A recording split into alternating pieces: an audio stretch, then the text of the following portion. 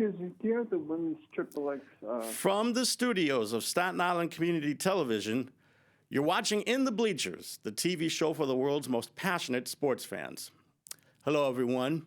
I'm Jaime Hixson, joined by my dear friend over the phone. The hardest Sixers man on Cable Access TV. Yours truly, the one and only, Hector Bosa, the man with the plan and the man of the hour with the power. Yes, sir.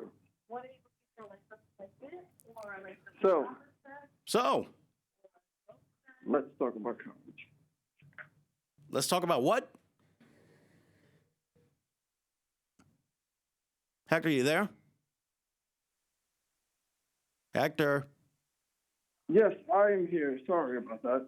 All right, where are you? Let's talk about college. Well, you know me. If I'm not always at a lady's house, I'm always traveling. And as usual, I'm always traveling in the wrong places. I'm always going down and dirty. But that's what you have to do. But what's going on with college? Well, there's been a scandal in football. Yeah, a major scandal. Baseball. Hockey, still hockey. Tell me, old guru of sports. Tell them what's out there. Well, it's March, which means that it's March Madness time. Yeah. They're having their conference tournaments. Yeah.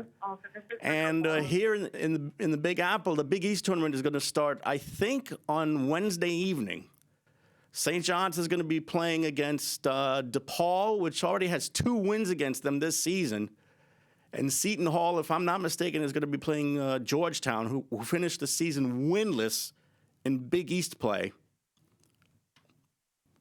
And then the quarterfinals are Thursday, I think, and then there's the semifinals, which are Friday, and the championship game, which will be on Channel 5, is going to be Saturday, late Saturday afternoon, early Sunday evening.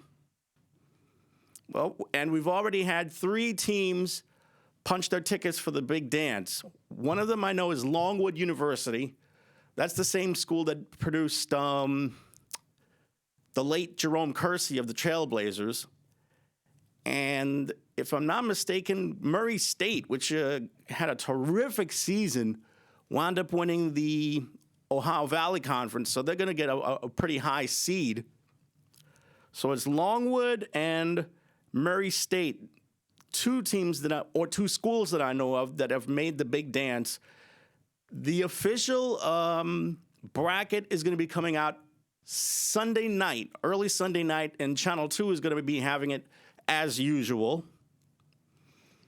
I'm pulling for St. John's to do something special, but to be quite honest with you, after losing to a team that they had no business losing to, I'm not holding my breath, to be quite honest with you.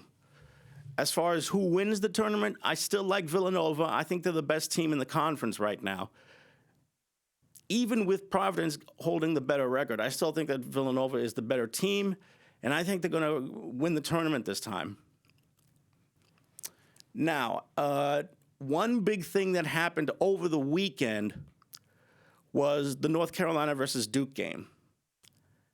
That was the game where Duke's coach, Mike Krzyzewski, wound up coaching his very last home game at Cameron Indoor Stadium. In case you didn't know, he announced during the offseason last year that he was retiring. He's 75 years old. He actually could pass for someone who'd be 55 years old. He looks that young. He could probably coach another year or 2 if he wanted to, but he's decided that this year will be his last year. Wouldn't it be something if he ended his career with another championship? He's won 5 titles, and he's taken Duke to 12 Final Fours. And if I'm not mistaken, in his 42 years coaching in Cameron Indoor Stadium, I think he's I'm trying to get the right number for the number of championships that he's won. Let me see if I can punch this up Here we are. Duke has won 15 ACC tournament titles and 13 ACC regular season titles. And he's second to, of course, the legendary John Wooden in the number of championships that he's won. John Wooden actually won 10 national titles during his time coaching at UCLA. And just to give you an idea what this guy has also accomplished, he also coached the Olympic team for, I think, 3 gold medals. He's also been Naismith Coach of the Year, College Coach of the Year 3 times. He was the National Association of Basketball Coaches Coach of the Year once. And he was 5 times the Atlantic Coast Conference Coach of the Year. And he's been inducted into 2 Final Fours. 2 Hall of Fames, I should say. He was inducted into the Pro Basketball Hall of Fame in 2001 and the College Basketball Hall of Fame in 2006. Right. And let me ask you something before, because I wanted to say that Krzyzewski, he was true and blue and loyal for that college. Just to give you an idea, he was offered several NBA jobs, and he turned down all of them. He was offered the Celtics job, the Lakers job, even the Nets job. All 3 of those jobs he turned down because he was, in his words, not qualified to coach in the NBA. But basketball is basketball. We've seen guys go from college to the NBA and vice versa to be basketball coaches. But the problem is, the problem that you have with college and pros is that a lot of times you have to, like Phil Jackson, they call him the guru because he, as much as he had great players, but you had great players with egos. Yeah. So, and you're dealing with so-called men. Instead of calling them babies sometimes. Teenagers was more like it. Yeah, teenagers, babies, because, and when I say babies, it's because their mentality, if they don't get their way, they cry, bitch, complain.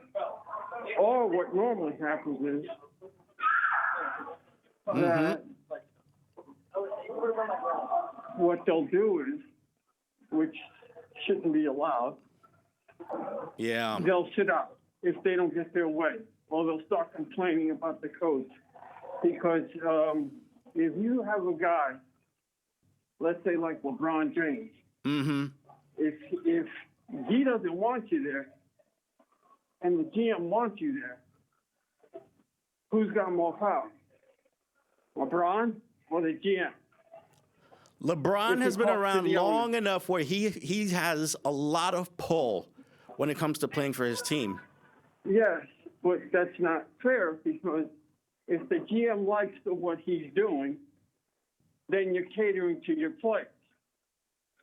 Even though, let's say he's a hard-nosed type of coach, right? He's a hard-nosed type of coach, and he gets results.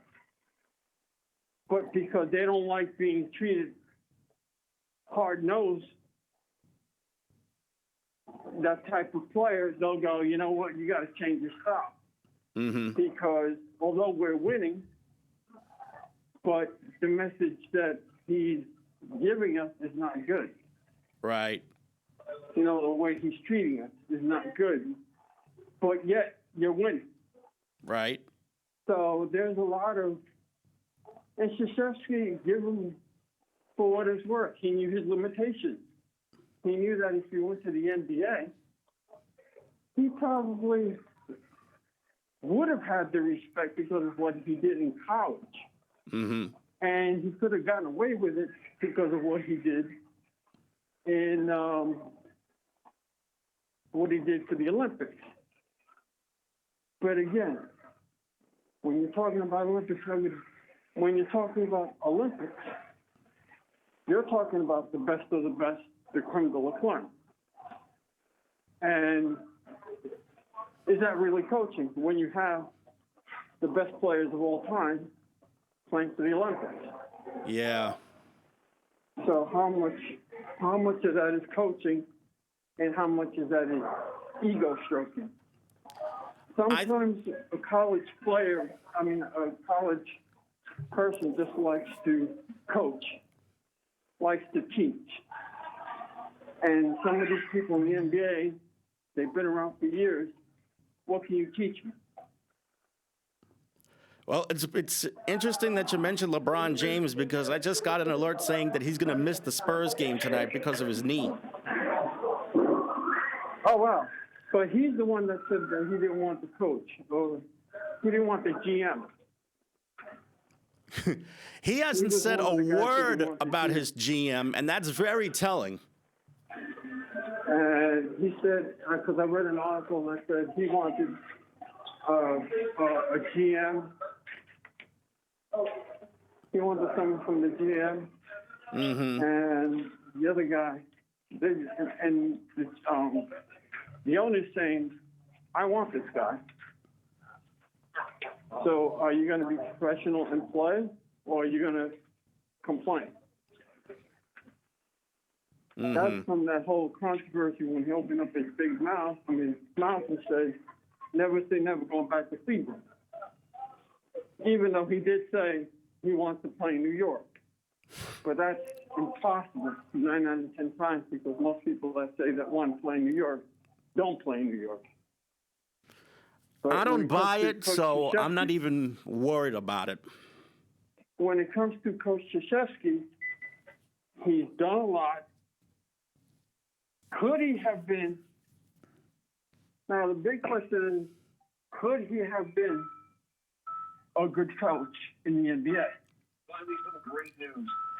I know he's a great teacher of defense. So he probably could have been able to take on a roster that could be close to contention. Or a young team. Forget the roster for a moment.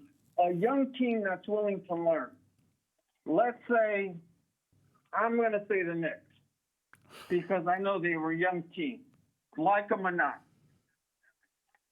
The Knicks are a young team, and as I was talking to a gentleman yesterday, I said that the average age, as we talked about, is from 18 to 20, let's say 5. The average age on that team. That's good for Krzyzewski because they're still willing to learn. But when you get a veteran,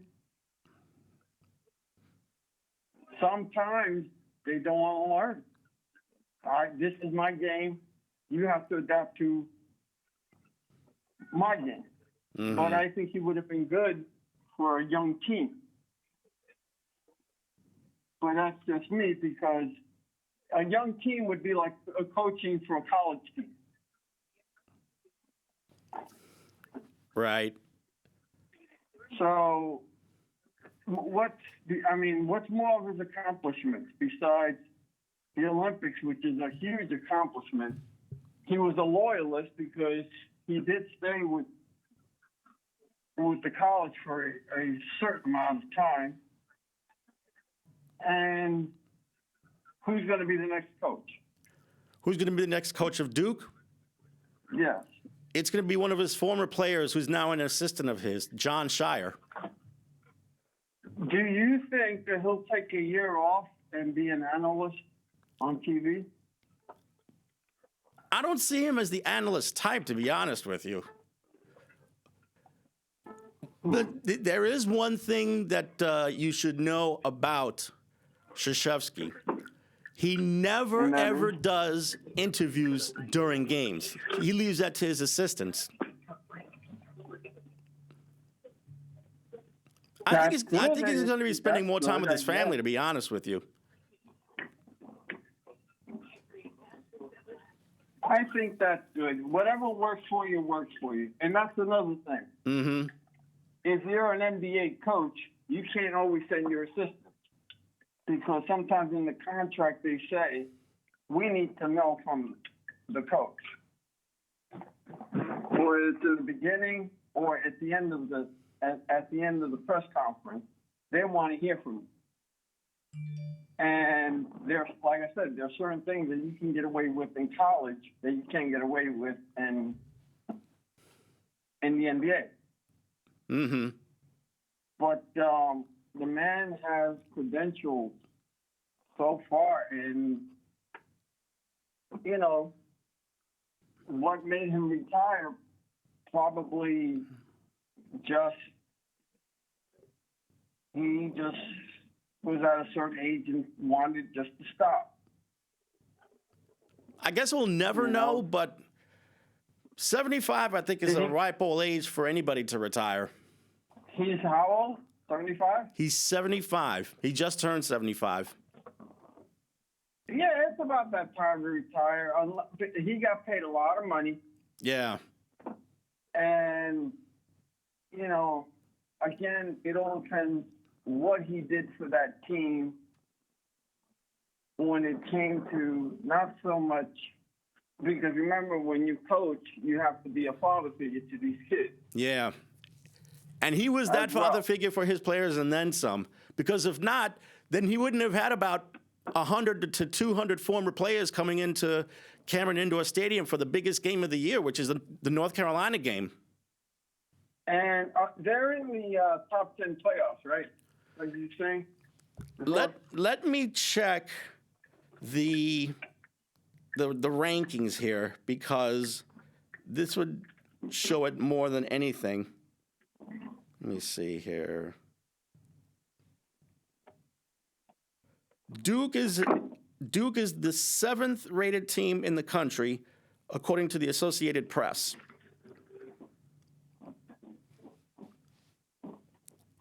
So imagine if he won the title before he leaves.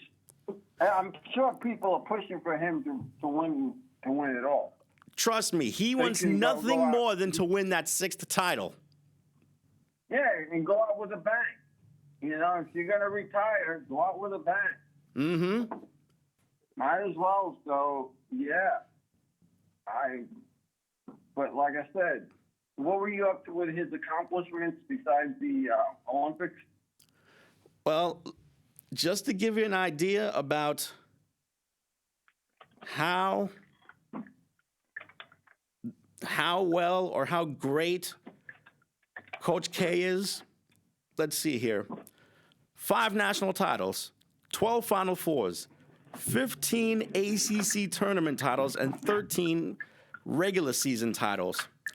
3 times he was the Naismith College Coach of the Year. And 5 times he was the ACC Coach of the Year. Inducted to 2 Hall of Fames. He was inducted into not the NBA Hall of Fame, but the Pro Basketball Hall of Fame in 2001. And he was the College Basketball Hall of Fame inductee in 2006. And here's something that many people may forget about him. He's an Army veteran. In fact, he attended school. Yeah. In fact, he attended school at the Army in the late 60s. Then he did a 5-year tour in the Army as an officer. And then after he got his discharge, that was when he started coaching. He was an assistant at the Army. Then he became the head coach at the Army for 5 years. Then he was named Duke's coach in 1980.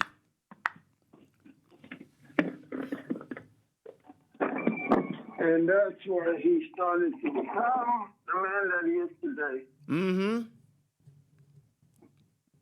And I'm sure he will be missed. Yeah, specifically on campus in the Durham area. He is pretty much an icon on campus.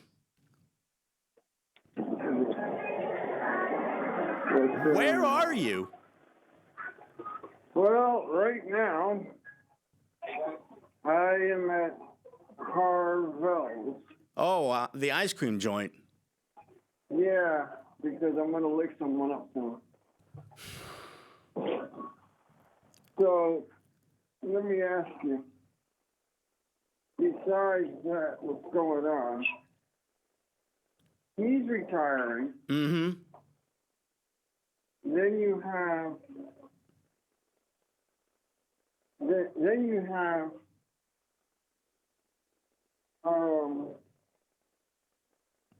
you still have a lot of things going on. Oh, yeah. What's that? Well, Because, when you're talking about the NBA, when you're talking about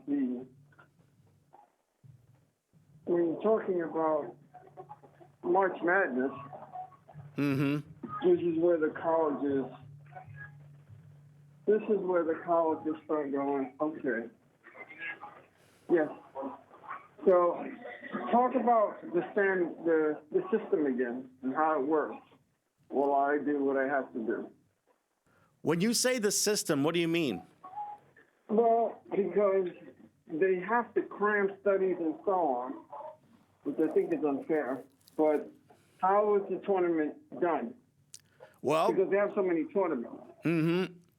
The easy part is the conference tournament champions, because they get automatic bids. The at-large teams, it takes a combination of things to make it into the tournament. You have to have the right amount of wins. Your schedule also plays a lot into it, because if you played a really tough schedule, then they'll see that as pretty impressive. And if they manage to win some of those games, then they could easily get into the tournament as an at-large team. So wins, strength of schedule, who they've beaten in that schedule means quite a lot. For example, North Carolina won this past Saturday at Duke, and they were considered pretty much a bubble team. Now North Carolina is ranked 25th in the country, and I think Carolina can go pretty far in the ACC tournament. So that pretty much tells you exactly how the tournament is done. Though. Oh, and also, that is just... I was about to say, one other thing that has to be determined is which bracket are they going to be in? Are they going to be in the East bracket, the South, the Midwest, or the West? It depends on matchups, because if they see that they're able to win some tough games on their schedule, they might be placed in a bracket where they could go up against some really, really tough teams in that bracket. But what were you about to say, Hector? Yes, sir. Oh, there you are. What were you about to say? No, I was just saying that when it comes to March Madness, Mm-hmm. it's very hard on the guys because they have to study. Mm-hmm. They have to get their finals in. Yeah. Yes. And the way I think they do it, I think it's wrong. I think they should either do it before March Madness or after March Madness, not during. Yeah, March that's Madness. a good point. You know? Mm-hmm. Thank you very much. And I think that's very unfair to those people that are into the March Madness. Mm-hmm. And it's very unfair. I think that they're making money off these guys. Right. And they're not giving them a cent, except for if they use their face now, thanks to that other guy, that sued the FCC, the college, because if they're going to use his face, Mm-hmm. they're making video games. And the colleges are the ones collecting the money. Right.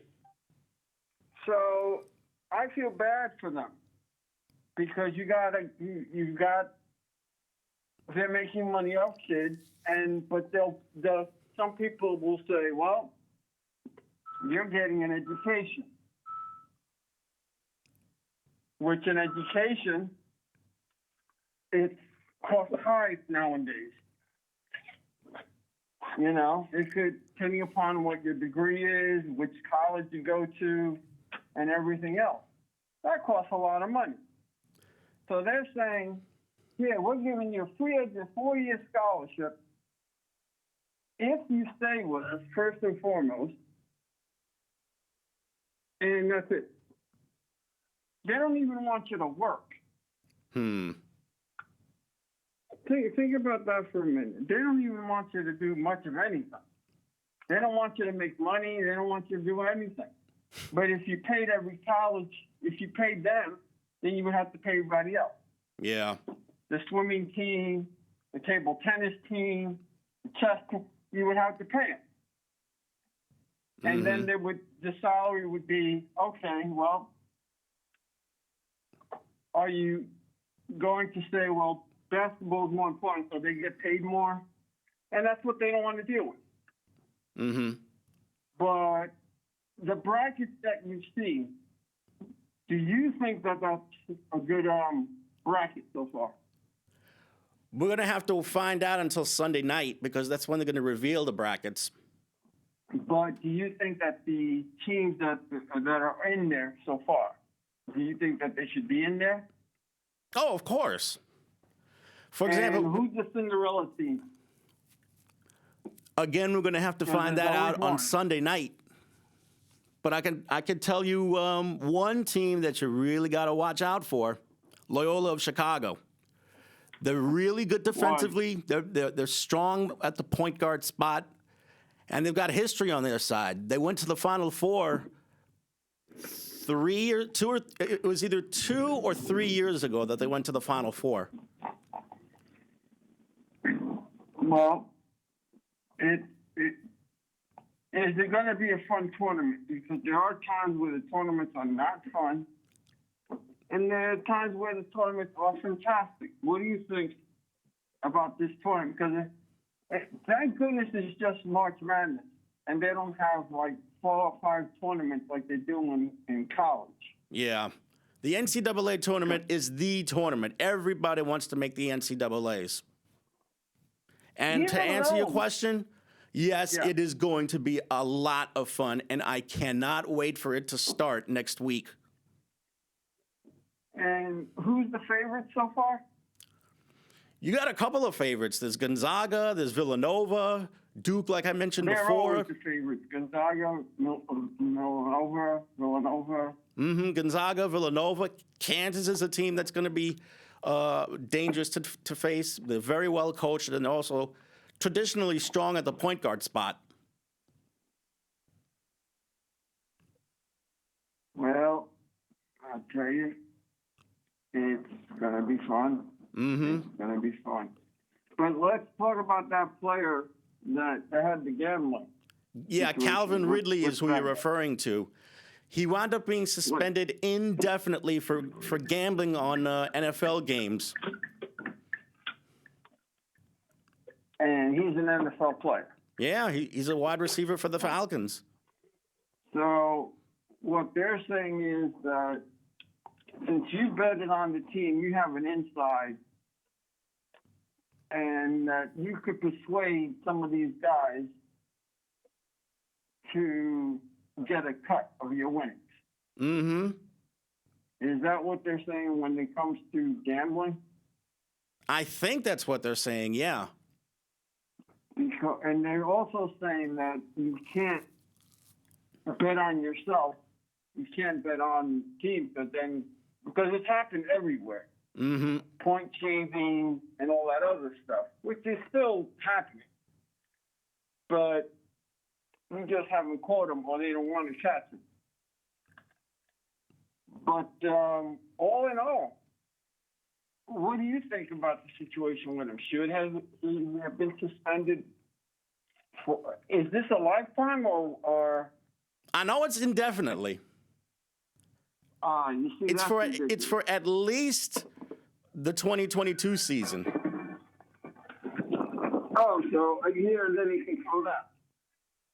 Mm-hmm. As long as he's able to come back, because I don't think it's right that you're suspending a guy forever. You know, when you think And then about it, go- I think this suspension kind of smacks of a little hypocrisy because the league, not only did they decide to have a team in Las Vegas, which is a gambler's paradise, Yep. but don't they also have some kind of deal going with these gambling companies like Bet365 or Caesars? Yes, they do. And that's the hypocrisy. Jesus is really up. Feels good enough. But I tell you, there's a big hypocrisy going on with that. Because if you're going to be in the if you're going to be if you're going to be in the whatchamacallit, and if you're going to be caught, then why have gambling? You know they're going to gamble. Mm-hmm. And the dumb part is, instead of letting a friend do it, he did it himself. Let someone else do it. If this was about money, then he didn't really have to gamble because he was making a good salary with the Falcons. But if this was his way of getting more money, then he's an idiot. No, he's not an idiot. It's just, listen. It could be that he's addicted to gambling. It could be that he just wants to do it just for fun, just for kicks. You know, there are people that like to play chances. There are Gamblers Anonymous where you have a gambling problem. There's a lot of things that could be going on. Mm-hmm. But the situation that bothers me is that if you get tested for drugs, you're suspended for, let's say, 2 weeks, 6 months, or a year. But they'll bring you back. Mm-hmm. And if you get caught again, isn't there? In baseball, there's a 3-strike rule. That's right. Right? There's a 3-strike rule in baseball. Mm-hmm. In football, do they have the same? I don't think so. So their rule is, because some people will say, well, why do you have a wife beater on your team? Right. There are teams, because the law didn't convict them. The law stated, here, you're not convicted. But people are not satisfied with that because they know what happened. But I'm just, if he's suspended indefinitely where he can't do his job, I think it's wrong. I think that he should come back, give him like a 2-year thing, and then you come back or whatever. But you shouldn't suspend him so indefinite that he has to lose his job. Mm-hmm. So that's my point of view. What do you think? Well, I still say the guy should be suspended for the whole season. As a matter of fact, he has been suspended for the whole season. Yeah, of course. I still say that if this is all about getting more money, then he should have maybe asked for a renegotiation of his contract, first off. No, sometimes, like I said, sometimes it's not about money. Sometimes it's about playing chances. People like to play for chance. People like to play for a lot of things. And like I said, let's say he has a gambling problem. Let's say he does have a gambling problem. If he has a gambling problem, then something's wrong with him. Well, he definitely did not bet on the Falcons. He bet on other teams. Not only that, but he only played in 5 games this past season because he wanted to address his mental health issues. Apparently, he's got a lot more issues than just mental health. Because if it comes out that he's a habitual gambler, then he's screwed. No, that means he's got a mental illness and that he's got to go get himself fixed. And then that's when the legal will have to bring him back. Because again, it's like everything else. If he's disabled, you're telling me if he's mentally disabled, you're going to say to me, hey, look, and it all depends how good he is, too. Calvin's a top wide receiver in the league. At least he was before this thing happened.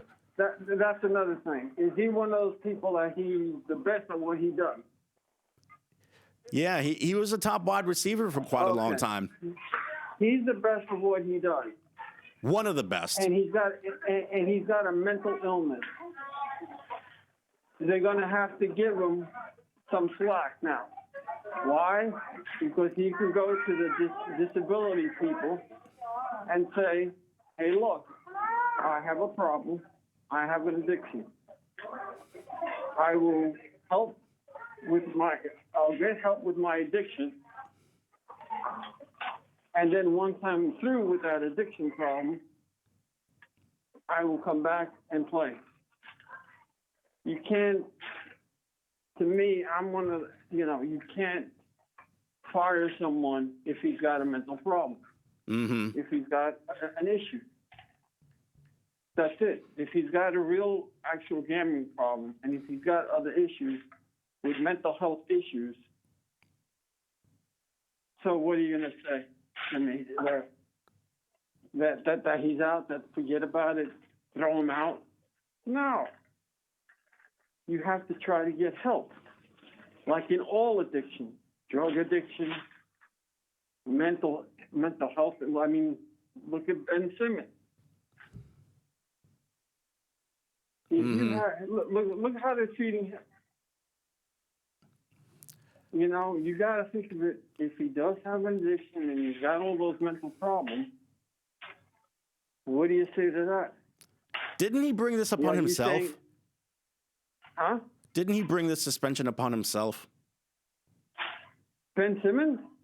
No. Did he? This guy here? Did he I don't know. I was about to say, did he bring this suspension up on himself? Maybe he wanted to get caught. There are people that want to get caught because they can't do. They want to get caught so that they can get help. I don't know. There'll always be that problem. But like I said, if he has that mental issue problem, if he's got a mental issue problem, then you have to do what you got to do. You can't kick out a person if he's got a mental problem, because if that's the case, half the world that has HDHD, mental and all the mental health issues, or drug addicts, or former drug addicts, or former alcoholics should not be working. That's what you're saying. Yeah. Not you per se, but if you have an addiction, then you can't say, okay, we're going to fire you, and you're going to be suspended forever. You fix the addiction. You try to fix it. Like everybody else does. Right. But because he's a name, that's what happens. So,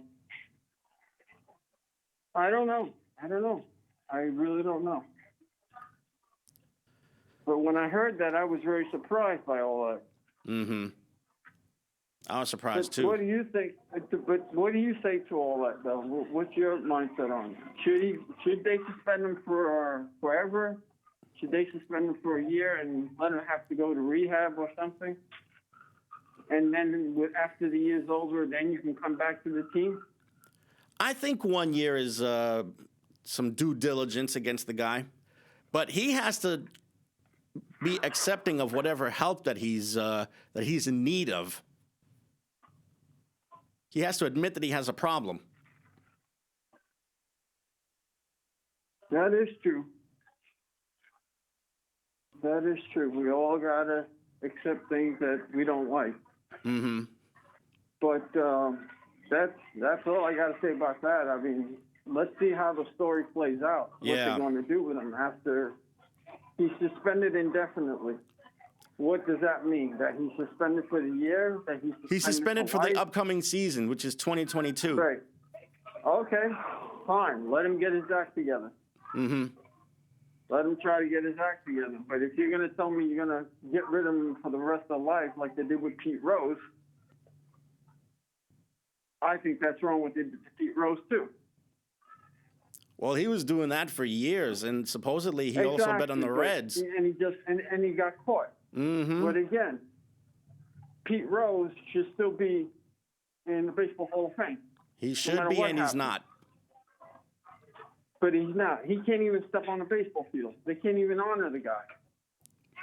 That's how bad it is. Yeah. So this is what I'm saying.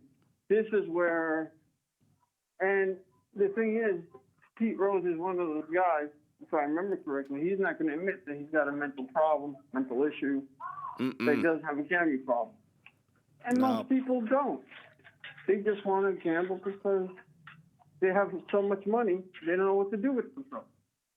They like to take chances. Well, Michael Jordan. Mm-hmm. Michael Jordan is a well-known gambler. Yeah. But nobody says nothing about that. I think the media grilled him the first time that he was playing the casinos in Atlantic City during that Knicks-Bulls series from over 25 years ago. Yeah, but again, what does that have to do with his playing? That's personal. Now, if I can see that if he was out all night and didn't perform, then you have an issue. Mm-hmm. But if the guy's still performing and he wants to party all night long, well, let him do it until it affects the team and him. Well, all I know is that the media grilled him for his little foray into Atlantic City.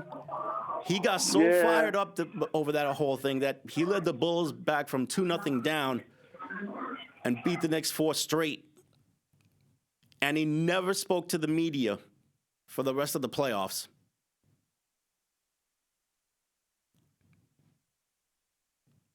And to this day, I'm still a little perturbed about how that series went about.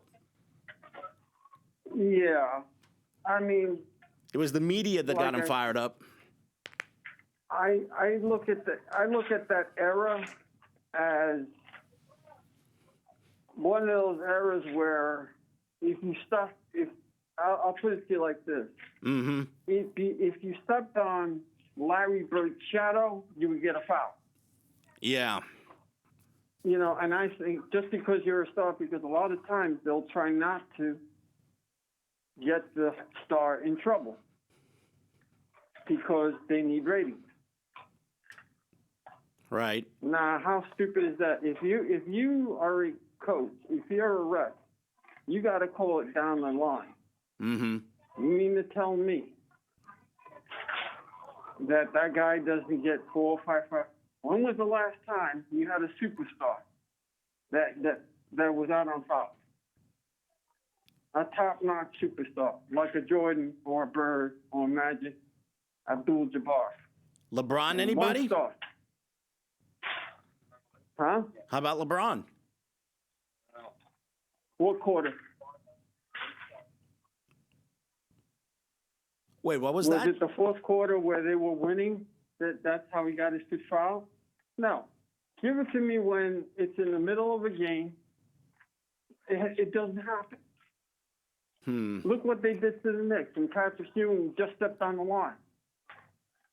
And he was suspended. And I'm going, but he's a superstar. They needed him on. It's ridiculous. Yep. You just, because it's about the ratings. Mm-hmm. It's about the money. It's about the income. You're not going to try to take your best superstar out. Let's say he gets 4 fouls in the first quarter. No matter what he does, he's not going to get that 4 foul. Yeah. Unless they're winning big and so forth, that's when you give them a foul. Other than that, I don't think I've ever seen in my lifetime, or maybe I don't watch that much basketball, but in my lifetime, that a professional ball player such as Michael Jordan, Magic Johnson, LeBron, a player of that caliber foul out in the game. That meant something. Never seen it. Never seen it. So, I don't know. And he gambles too, LeBron. They all do. You think so?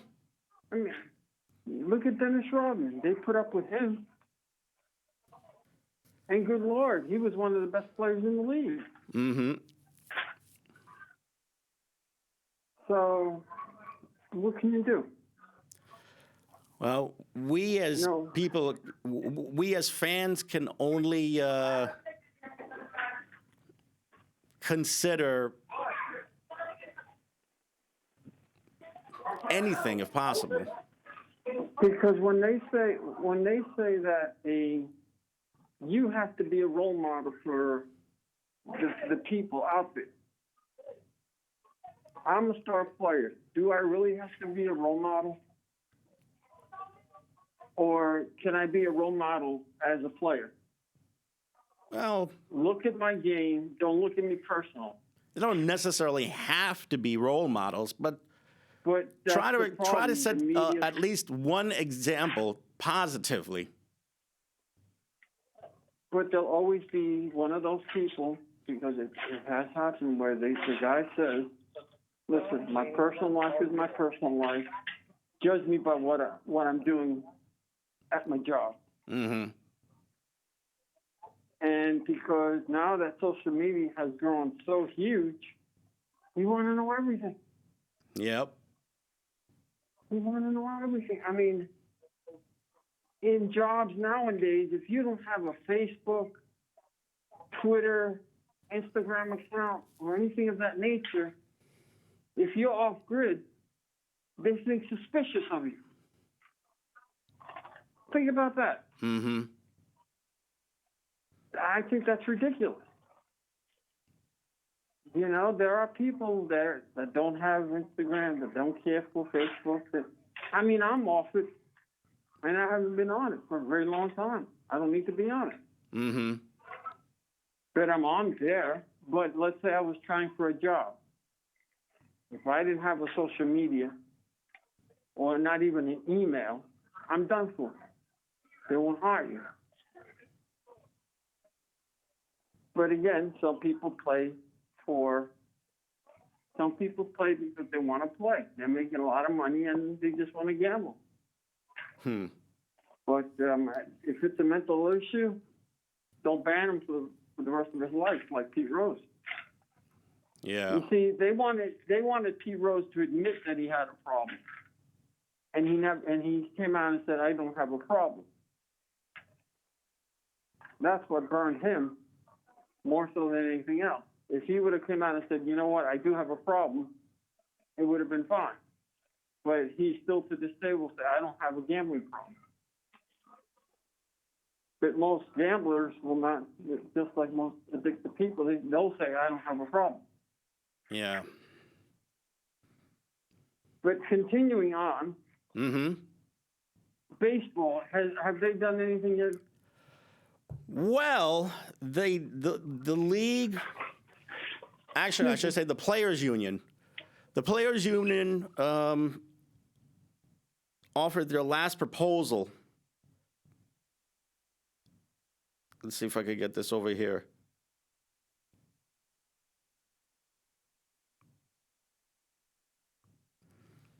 Well, they actually turned over a proposal to the owners, and the owners again rejected the proposal. So let's see. If I'm not mistaken, I think this lockout is now gone to 3 months without activity, which means no trades. Well, nothing has to be. Thank goodness they picked it. They picked it in a month where baseball doesn't have to be played. Well, they should have been involved in some games right now, but unfortunately, the games were canceled. And they've already canceled the first 2 series of the season for each team. Well, like I said before, it's all about the money. Yeah. I hate to say this, but I think this is going to go on for a while. And it's going to go on for a while, and they're going to wonder why. Then the big thing you're going to hear is, how are they going to bring the fans back? How do they bring the fans back? That's the nonsense that you always hear. How do we bring the fans back? Well, you bring the fans back by lowering the ticket prices. You bring the fans back by actually having true double headers. Mm-hmm. Real double headers, not just one half. Then you clean out, and then the people that no. You should have autograph sessions. Like they do with wrestling and everything else. Take an hour or so and get autographs. Mm-hmm. The only way they're going to do that is to appeal to the fans. But since they're taking care of themselves, right. Like I said, it's a thing that it's all about money. It boils down to money. And it boils down to huh? Well, I was about to say, there were some things that the union was a little bit more lenient on. For example, using a pitch clock or actually enlarging the size of the bases, first, second, and third. And also restrictions on when to use the shift against the batter. When to use the shift? Yeah. You mean the shortstop can't play where the second baseman is? Exactly. That's ridiculous. Well, I think that now to me that's the most ridiculous thing. Because they're saying now, because the shift is bothering my batting average. That's your fault for not being able to lay down a bunt or not being able to hit on the left side. Mm-hmm. If you're a right-handed hitter, that's your fault. Right. The shift should be just implemented as is, and you work it out as a hitter. Right. That's your fault. That's the hitter's problem. If you have a problem and you can't lay down a damn bunt or you can't hit to the opposite side, that's your damn fault. Because like I said, first example, Jason Giambi. His batting average was still good even though they did the shift on him. Mm-hmm. So that I think is the most ridiculous thing in the world. No, screw that. That I would stay hard on about that. I would not change that. You want to be the shift? You put the shift on. You work it out. Mm-hmm. That's the thing where the manager goes and says, well, I know they're going to put the shift on him. He's my best hitter. That's what he gets paid for. What do you do? Like, for instance, that's like saying Reggie Jackson. Mm-hmm. He strikes out a lot. And he's known for his home runs. Right. If you shift on him, and if he's not paid the bunt, you see, this is what I was getting at. They want to see players hit. You get paid to hit, not to lay down bunts. if you're that's like saying LeBron's getting the fifth foul in an NBA, and in the NBA or in a championship game. You'll never see that. You'll never see him foul out in an NBA game, in a championship game. You'll never see that. Mm-hmm. So the same thing with this. You just want your top stars so that people can get interested because they want to bring in the people so that they can make more money and to make the game more fun because they want to be able to get hits.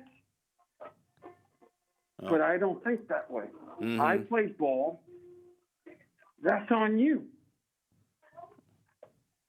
That's on you. If you lay down a couple of bunts or you learn how to slap it past the pitcher, you know what? They're gonna stop doing the shift on you. Mm-hmm. They're gonna stop doing it. Eventually, they're gonna stop doing the shift on you because then they're not gonna know if you're gonna hit or shift, unless you have a tell. So I think that's ridiculous. What was the other 2 points? Let's see if I can find it here. Baseball, the pitching, the 20 They're thinking pitching about the players want for each base, first, second, and third, to be enlarged. Why? Because it would be easier for them to step on the base when they're getting a base hit. Would it be easier to call? It would definitely be easier to call. If there's a safe for an out, because at least there won't be no collisions. Mm-hmm. There won't be no first base collisions, none of that nonsense. So yeah, I agree with that. Not over here, probably not. I agree with that. Mm-hmm. You know, if they want to make it a little bigger for safety reasons, that's great. Right. But that shift thing, I don't agree with at all. You either, I really don't agree with it. But what was the last one that you said? A pitch clock. A pitch clock. What Yeah. do you think? Well, first of all, let me ask you this. What do you think of what I said about the shift? Oh, you're right on. And oh, okay, that's nice.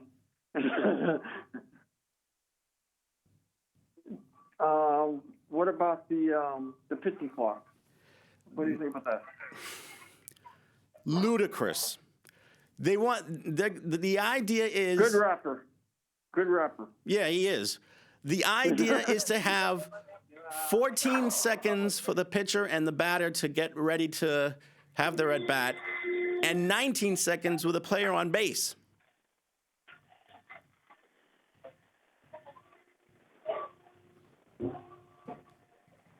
$19 seconds for the player to get to the base. No, 19 seconds for before a pitch is delivered, with a runner on base. Okay. You know, again, that's something that it's because if you know that if you know that the guy takes longer because you know the guy's going to run on you, that's a whole different issue. You know, I don't know about that one. I don't think they should do that, but they just want to rush the game up. Because baseball for some people is boring. They love the game, but they're boring. I never get bored the watching a game. baseball game. Never. But there have been some, I guess, people that are bored with it because it's not exciting. It's a game where you have to be patient. It's like chess. Well, I have a theory on how to so- make the game more exciting, but unfortunately, we got 25 seconds left and we have to bounce. Okay, so thank goodness for the Knicks winning against the Clippers. Big deal. Great team, the Clippers. The great Knicks will hop on and let's see what happens to them. All right. For everyone out there, I'm Jamie. I'm Hector. Good night, everyone.